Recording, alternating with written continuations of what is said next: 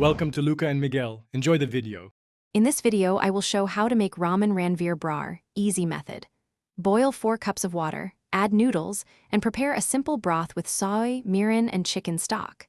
Sauté garlic and ginger, then add scallions and mushrooms for depth. Finish with a soft boiled egg, a drizzle of sesame oil, and fresh coriander.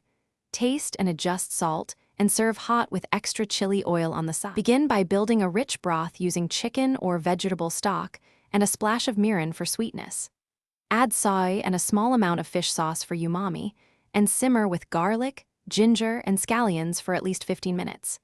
Taste and adjust seasoning near the end, and strain for a cleaner broth if preferred. Keep the broth very hot when plating to preserve texture and aroma of toppings.